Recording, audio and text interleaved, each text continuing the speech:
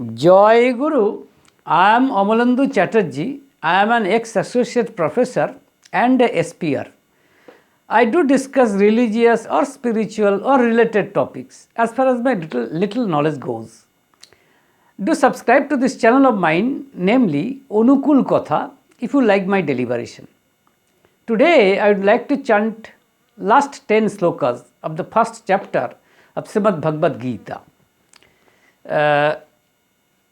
It starts from 38th sloka and it ends in 47 sloka. So let me chant that first. Yadyapete na pasyanti lobhopahato chetasaho kulakshaya kritam dosham mitro drohe cha patakam katham na geyam asmabhi papat asmat nivartitum kulakshaya kritam dosham prapassadbhir janardana kulakshaye pranasyanti kulo dharma sanatanaho dharme nashte kulam kritsnam adharmo bhavattuto adharmabhibhavat krishna pradushanti kulostriyoh strishu dushtashu varshneyo jayate varna shankaro shankaro narakayevo kulo gnanam kulasya cha patanti pitaro hesham lupto pindo dakokriyaho dosherete kulo gnanam varna shankara karakeho utsadante jati dharma kulo dharmascha shashataho utsanna kulo dharmanam manushyanam janardana narake aniyatam vaso bhavati anusussurumo ahovato mahat papam kartum vyavositavayam jadrajyo sukho lobhena hantum sajanam uddataho যদি মাম অপ্রতিকারম অশস্ত্রম শস্ত্রপাণয়ঃ ধাত্র রাষ্ট্রারণে হন্যুস্তন্মে ক্ষেমতরম ভবেৎ সঞ্জয় উবাচ এবং মুক্ত্বা অর্জুনঃ সংখ্যে রথোপস্থ উপাবিশৎ বিসৃজ্য সশরম চাপম শোকো সংবিঘ্ন মানসঃ ওং তৎসৎ ইতি শ্রীমদ্ভগবদ্গীতাসু উপনিষদসু ব্রহ্মবিদ্যায়াং যোগশাস্ত্রে শ্রীকৃষ্ণার্জুন সংবাদে অর্জুন বিষাদ যোগ নাম প্রথম অধ্যায়। So these are the 10 slokas. Now let me tell the translation.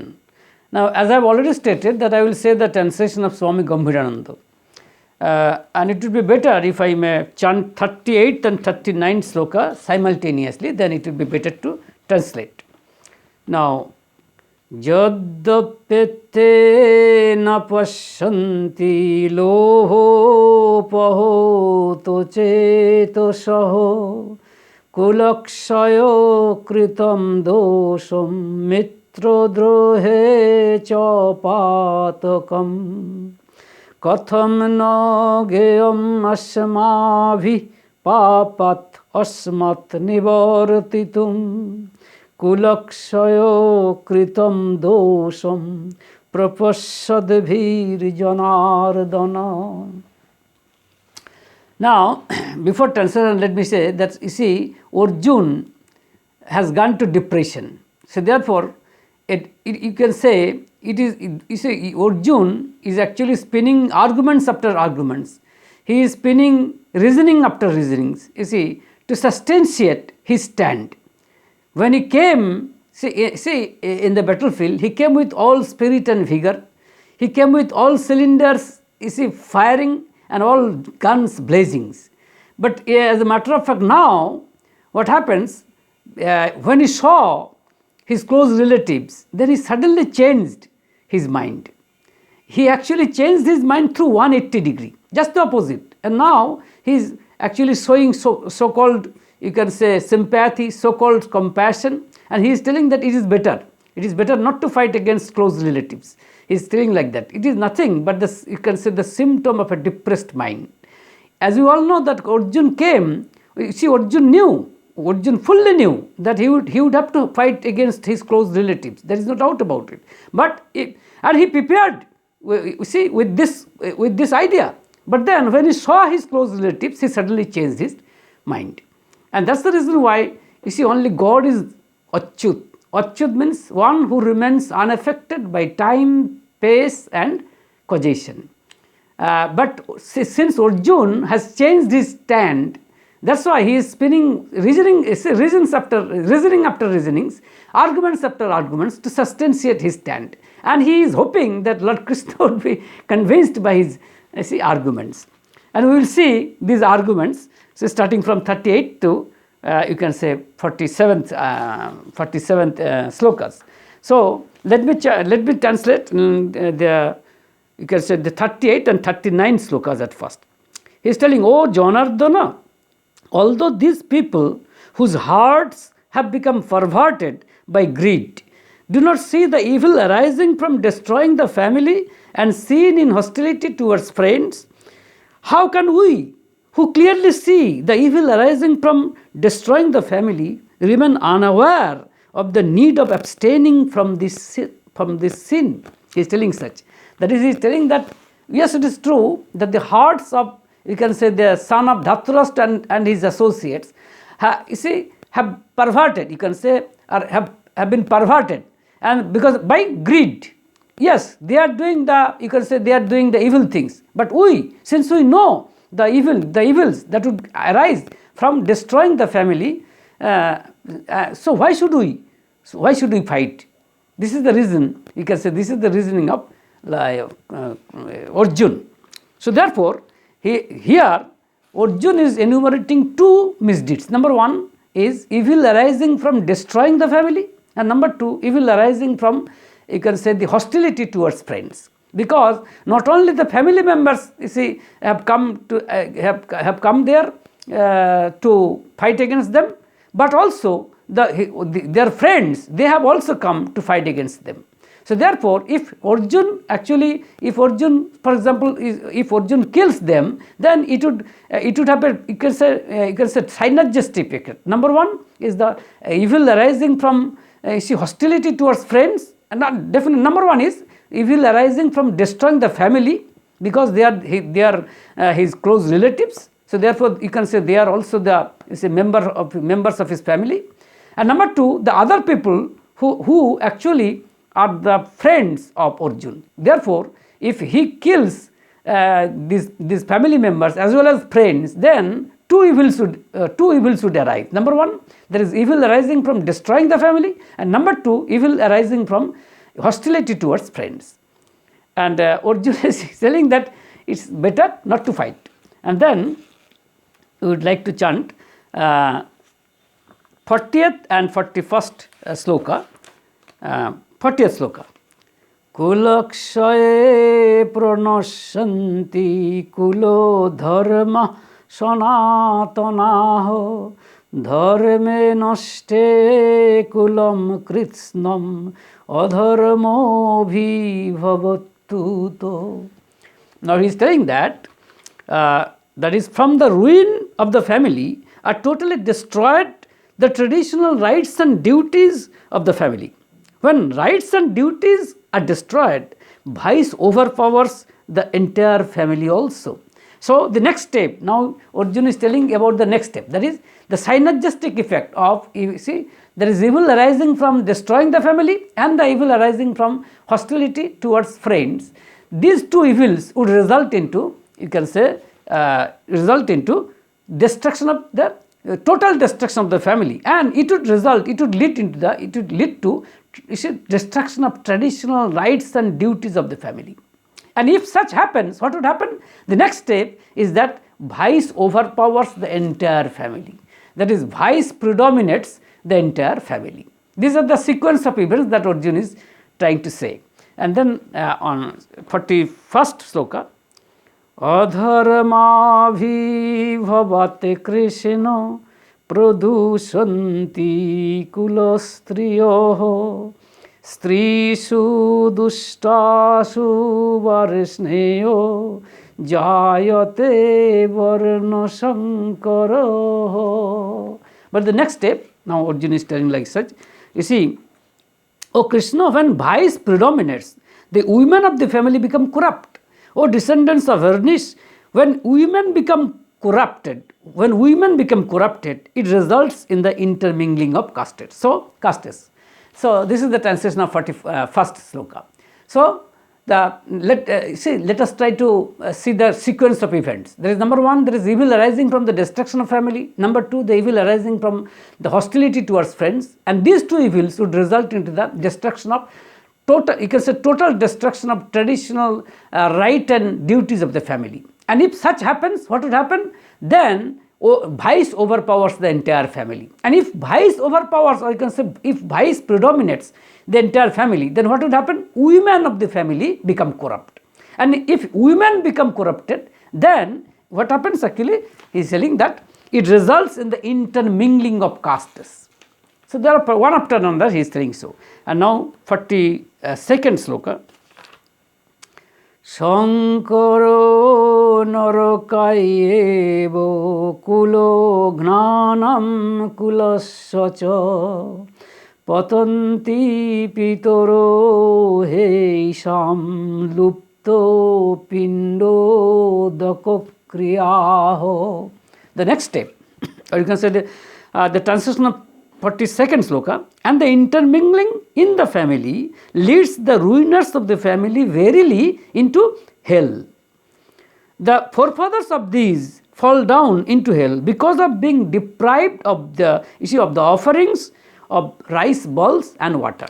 So the next step is simply this, that is, if women become corrupt, then it will result into the intermingling of castes. And if intermingling of castes if it happens, then the ruiners of the family would definitely would definitely fall into the hell. And not only this, it has a cascading effect also. The forefathers of these ruiners of the family, they would also fall into the hell. Why? It's because they would be deprived of the offerings of the rice ball and water.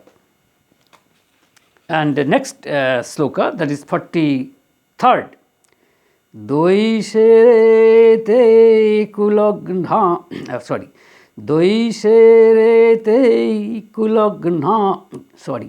Doisherete kulognanam varna shankaro karakeiho utsadante jati dharma kulo dharmascha shashvataho. So 43rd sloka, the translation, due to these misdeeds of the ruiners of the family, which cause intermingling of castes, the traditional rights and duties of the castes and families become destroyed. So you just see, here also Arjuna is telling that traditional, you see, there will be destruction of the traditional rights and duties. But not only, you see, we have seen that in 40th sloka, he has also stated, that is if the two evils, that is evil arising from the destruction of the family And number one, that is evil arising from the hostility towards friends. These two evils would lead to the destruction of traditional right and duties of family. But here he is telling that if the intermingling of castes, if it happens, then it would result into the total destruction of traditional rights and duties of not only families but also of the castes. You see, this is the thing. And then 44th sloka. Utsanna kuladharmanam manusyanam janardana narake aniyatam vaso bhavati anusussurumo. The translation is, that is, O Janardana, we have heard in the hell, you see, we have heard that living in hell becomes inevitable for those persons whose family duties get destroyed. Let me tell it again. O Janardana, we have heard that living in the hell becomes inevitable for those persons whose family duties get destroyed. He is telling like that. That is the next step. That is, if family duties get destroyed, then those persons would definitely, would live in the hell. In other words, it ensures permanent dwelling into the hell. This is the statement of Arjuna. And then 45th sloka, that is, Aho bhato mahat papam kartum vyavasita vayam jadrajya sukho lobhena hantum sajanam uddataho. Now actually Arjuna ruse, rather, that is, he is telling, what a pity that we have resolved to commit a great sin by being eager to kill our own kith and kin out of greed for pleasures of a kingdom. So, you see, and then 46th sloka, Jodi mam apratikaram asastram shastrapanaya dhatra rashtrarane hunnustanme khemotaram bhavet. That is 46th sloka. If in this battle the sons of Dhritarashtra, armed with weapons, kill me, who am non-resistant and unarmed, that will be more beneficial to me. That will be more beneficial to me. And the last stroke, we can say this is the penultimate slok and the ultimate slok of the first chapter of the Srimad Bhagavad Gita. Sanjaya vacha evam uktva arjuna sankhe ratho pastho upavishat Visijyo sasaram chapam soko sangbigna manasaho. Now Sanjay is telling to Dhritarashtra that is, having said so, Arjuna, with a mind afflicted with sorrow, sat down on the chariot in the midst of the battle, casting aside the bow along with the arrows. So, you see, I have completed the translation part. Now, if I may sum up the entire 10 slokas, in other words, if I may sum up the meaning of the entire 10 slokas, then it says that a depressed mind, when a person goes in depression, then he goes on spinning theories after theories, arguments after arguments, reasonings after reasonings, to substantiate his stand. That is, that his stand is correct, and he is hoping that the person to whom he is addressing, the other person would be convinced. For example, here, you see Arjuna, as I have already stated, he is by birth, he is Kshatriya by Varna. So therefore, it is his pious duty to fight in the battlefield. And you see, a holy war has come, and it is a sheer opportunity, it is a sheer luck that Arjuna has got the opportunity to fight in this holy war. But even being a Kshatriya, he is trying to declining himself from the battlefield. He is trying to shrinking himself from the battlefield. And he is showing some flimsy reasons. You see, some flimsy arguments. He is telling that you see, why should we fight against our close relatives? Why should we fight against our friends, like that and this? So we should show compassion. We should show sympathy towards them. It's no use getting a kingdom getting a kingdom by killing them. He's telling like that. But when he at first came into the battlefield, he came with all spirit and vigor, knowing fully well that he would have to fight against his close relatives and his friends.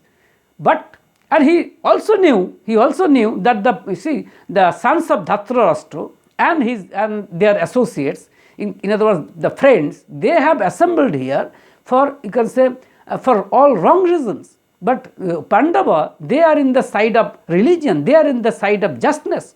And a holy war has come, and Lord himself has instructed him to fight. But even then, reality is something different.